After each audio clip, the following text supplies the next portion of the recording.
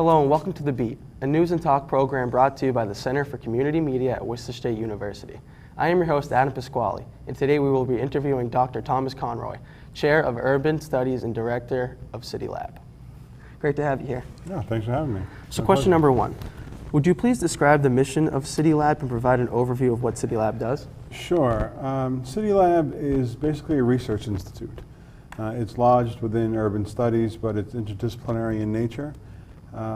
So we do a lot of different kinds of studies, different kinds of sort of scholarly work, ranging from reports to, years ago we did the research for the panels on the bridge going across Lake Quinsigamond. Yeah.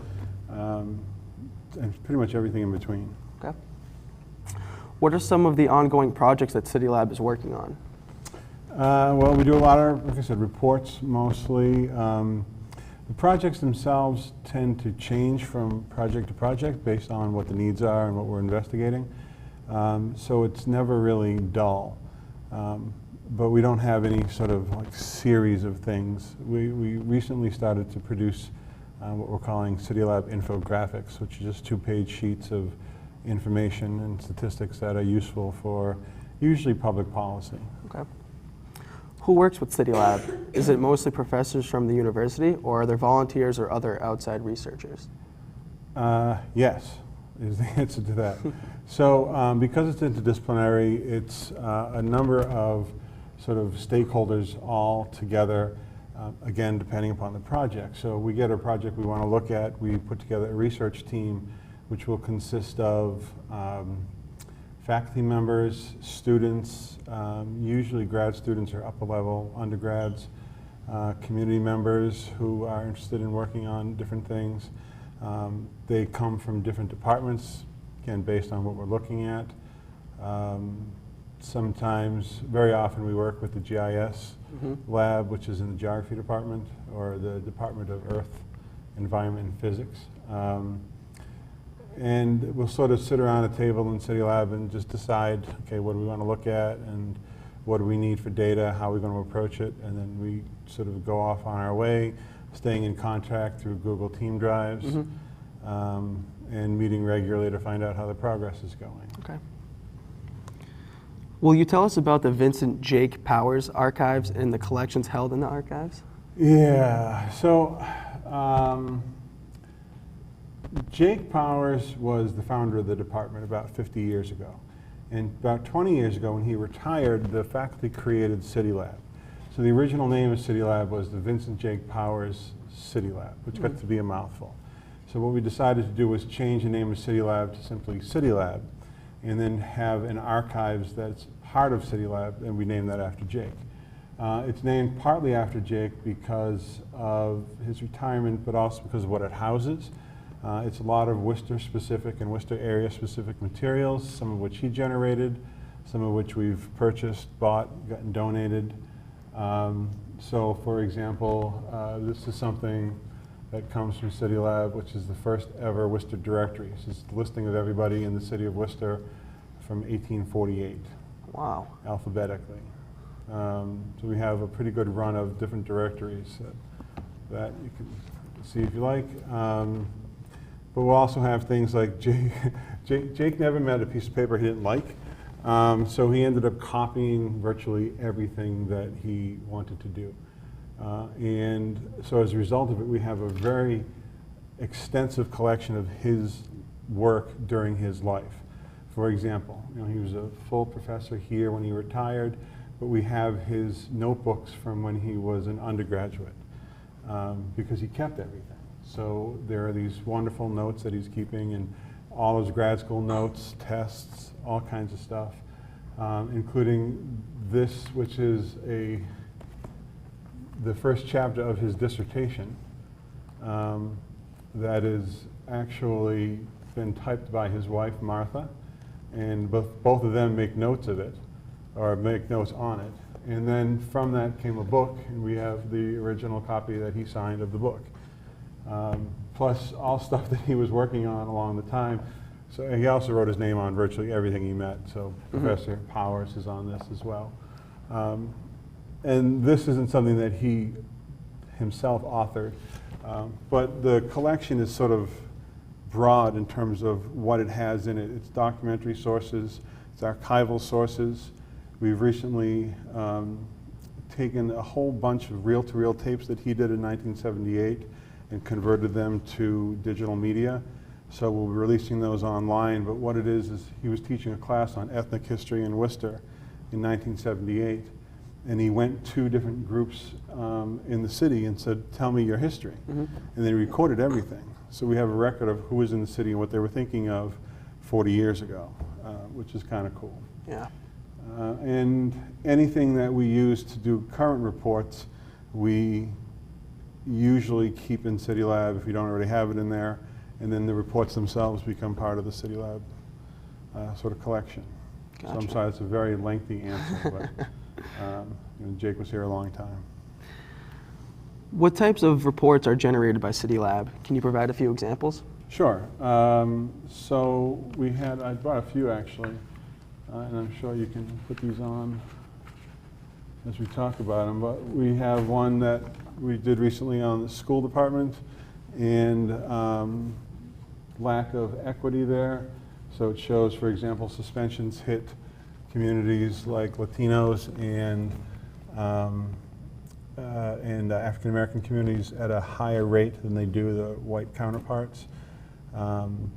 We have another one here that we fairly recently did on hunger and homelessness at Worcester State. So these are all done by professors working with just a handful of students. But I also brought another example of this one, which is an honors course we ran some years ago. And we basically said we're going to do some kind of research. And we asked the students who were sophomores, what do you want to look into? And they came up with a couple ideas. They decided what they wanted to do. We presented it to the president. He said, we presented a whole menu of options to the president and said, which of these do you think would be most useful to you?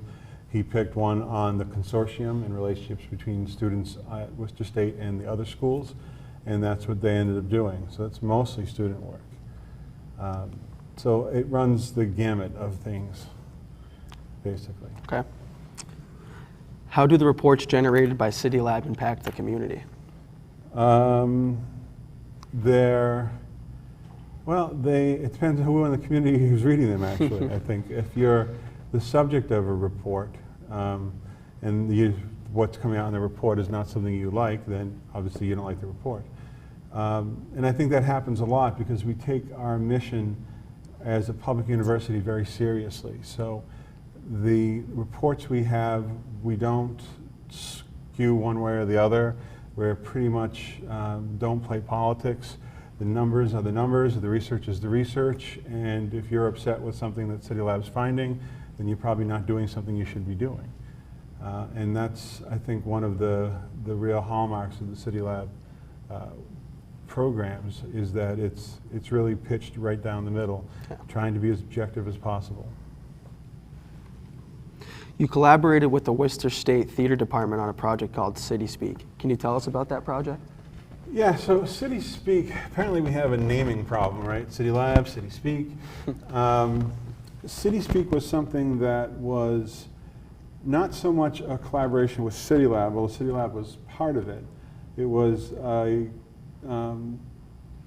collaboration between the Department of Urban Studies and the Department of Visual and Performing Arts. In particular, 3 of the professors sort of had this idea to do something that ended up becoming City Speak. And what City Speak was is we basically decided, we created a program in which students go out and interview people about any number of things. This first project we did was whether they were satisfied, what they were proud of in their city, what needed work in the city. And then the urban studies students took all that information and they de-identified it, just good research practices. And then we took all the transcripts that were typed out, gave them to the theater professors, and they built a play out of it, which was really kind of fun to watch. The whole point of a City Speak project is you start with a question, do some research, execute a piece of artwork, and then that artwork becomes something that furthers discussion, so that it's not you and me who might disagree about something, fundamental, so we can't talk to each other, but rather it's a third party, like an object of art. Say, well, I think that this art represented this incorrectly, and you can say, I think it did it correctly. And then we can have a discussion that's not, I hate your coat. Well, I hate your coat. Yeah. And you know, politics these days, I think, require that level of sort of engagement. Yeah. If you could tell our viewers one thing about CityLab that we might not know, what would it be? That's a tough one, because I don't think most people know about CityLab at all. So the one thing I would say, particularly to the audience that watches this, is that we're always working with different departments, with upper level students on different projects. So if we don't know who you are, we can't decide, is this something that we want you to work on with us, and something that you want to work on your end. So it's good to drop a line to me or to somebody in urban studies to say that you're this kind of major and you're doing this kind of work, and what's going on in CityLab for research.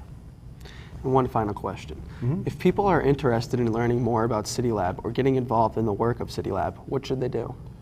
Well, they can talk to me about it. They talk to people in urban studies. There are websites, and I'll forward those so you can put them out there for people on the screen. But basically, on those websites, you can get a sense of what we do and the various things that we have.